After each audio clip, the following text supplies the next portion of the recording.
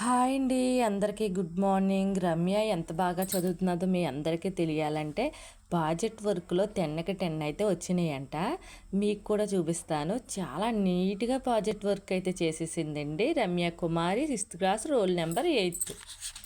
సొంతంగా తయారు చేసుకుందండి. డిజైన్ అది వేసుకుని ప్రాజెక్ట్ వర్కులు ముఖ్యంగా ఉంటున్నాయి కదా ఇప్పుడు. ఇదిగో చక్కగా రెడ్ పెన్తో, మన చిన్నప్పుడు రెడ్ పెన్, ఇప్పుడు ఎక్కువగా బ్లాక్ పెన్ అయితే ఉపయోగిస్తున్నారండి. మార్క్స్ చూసారా, 10కి 10. మన యూట్యూబ్లో పడిపోయి పిల్లల్ని చదివిస్తున్నామా లేదని చాలామందికి అనుమానాలు అయితే ఉంటాయండి. అదేమీ కాదండి. నేను రోజు కూడా 7కి నేను అసలు సీరియల్ కూడా చూడకుండా పిల్లల్ని అయితే నేను చదివించుకుంటాను. మార్నింగ్ కూడా చదివిస్తాను, సాయంత్రం కూడా చదివిస్తాను. అలాగే పిల్లలు కూడా అదే విధంగా మనం సీరియల్ చూడకోకుండా ఉంటేనే కదా పిల్లలు చదువుతారు. మనం సీరియల్ చూసి చదువు అంటే వాళ్ళకి ఎక్కడండి ఎక్కుతుంది. చూడండి, ఉపయోగించిన వస్తువులు, సాధనాల నిర్వహణ విధానం, ప్రాజెక్ట్ పేరు, ఉద్దేశం, రమ్య పేరు, తరగతి, రూల్ నెంబర్, పాఠం పేరు, యూనిట్ పేరు అన్నీ తెలుగులో చక్కగా రాసింది కదా. మార్క్ చూసారా. వర్క్ ప్రాజెక్ట్ వర్క్ 2 అంట. తీయండి ఇంకో పేపర్. ఇదండి ఇంపార్టెంటు. అగ్గిపుల్లలు అయితే మొన్న వంట చేస్తుంటే అగ్గిపుల్లలు అడిగింది. అగ్గిపుల్లలు వేస్ట్ చేస్తాం ఎందుకంటే మా టీచర్ గారు అయితే ఇలాగే చేయమన్నారు అని చక్కగా తీసుకుని, గమ్ము తీసుకుని చక్కగా కొలతలు వేసుకుని అంటించిందండి. గమ్ముతోని స్కేలు అన్నీ ఉపయోగంతో అంటించింది. శూన్యకోణం, రంభకోణం, 0 డిగ్రీలు ఏమో శూన్యకోణం అంట, రంభకోణం ఏమో 90 డిగ్రీలు. కోణములు రకాలు. ఇది సంపూర్ణ కోణం. మనం ఇలా చదువుతూ ఉంటే మన చదువు మళ్ళీ మనకు గుర్తొస్తుందేమో అనిపిస్తుంది. సరళ కోణం. ఇంకో పేపర్ తీరమ్య. అల్పకోణం మరియు 90 డిగ్రీల మధ్య గల కోణములు అల్పకోణం అంటారు. ఉదాహరణకు చూపిస్తున్నారు. చక్కగా భలే అంటుకున్నాయండి. 2 రోజుల నుంచి తీస్తూనే ఉన్నా కూడా ఊడలేదు.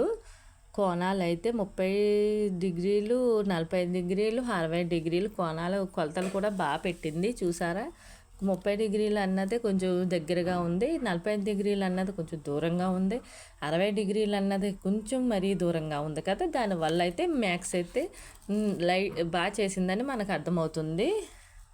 తర్వాతన కోణం చూసారా, 100 డిగ్రీలు, 135 డిగ్రీలు, 150 డిగ్రీలు అట్లు కోణాలు కూడా చూసారా తెలిసిపోతున్నాయి.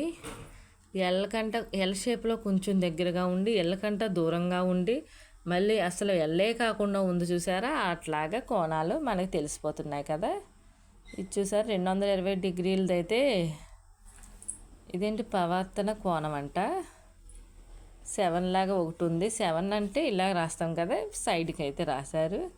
ఇది చూడండి, 310 డిగ్రీలు అన్నది చాలా దగ్గరగా అయిపోయింది కోణం వచ్చి. భలే.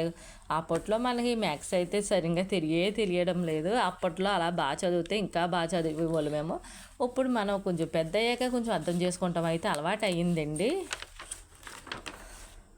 ఇప్పుడు ఏమేమి కోణాలు ఇదేమేమి అంటారు అన్నది అంటే ఒక టేబుల్ అయితే తయారు చేసిందండి. చూడండి, కోణం పేరు, 0 డిగ్రీ శూన్యకోణం, 180 డిగ్రీ సరళ కోణం, 90 డిగ్రీలు రంభకోణం, 360 డిగ్రీ సంపూర్ణ కోణం, 0 మరియు 90 డిగ్రీ మధ్యగల కోణం అల్పకోణం, 90 డిగ్రీలు మరియు ఆర్థిక కోణం, మధ్యగల కోణం ఆర్థిక కోణం, 180 మరియు 360 డిగ్రీలు మధ్యగల కోణం ప్రవర్తన కోణం. విద్యార్థి అనుభవాలు, సంప్రదించిన పుస్తకములు, విద్యార్థి సంతకం రమ్య కుమారి. శూన్య సంపూర్ణ కోణాలతో 2 కారణాలు. ఒకదానితో ఒకటి ఏకీభవించడం వలన మొదట వాటా భేదములు పట్టములు చూపలేకపోయారు. తరువాత ఉపాధ్యాయుని సహాయంతో సంపూర్ణ కోణంలో 2 కిరణాలు ఆది బరువు వద్ద 360ని సూచించితిని. కృతజ్ఞతలు. ఈ ప్రాజెక్టు నందు సహకరించిన మా గణిత ఉపాధ్యాయులకు మరియు నా తోటి మిత్రులకు నా ధన్యవాదములు. 6వ తరగతి మ్యాథ్స్ టెక్స్ట్ బుక్, 6వ తరగతి 7వ తరగతి నెట్ టెక్స్ట్ బుక్, రమ్య కుమారి విద్యార్థి. ఇలా జరిగిందండి. రమ్య ప్రాజెక్ట్ వర్క్ అయితే అయిపోయింది. మళ్ళీ ఒకసారి మనం చూసేద్దామా? మీకు కూడా చెప్పండి, మార్కులు అయితే బాగా వేశారా మేడం గారు, బాగా చేసిందా ప్రాజెక్ట్ వర్క్ అన్నది మీరు కూడా చెప్పండి. రమ్యకైతే అలాగ మనం ఎంకరేజ్మెంట్ చేసి కోల్ది పిల్లలు కూడా బాగా చదువుతారండి. సరేనండి, అందరికీ బాయ్ బాయ్.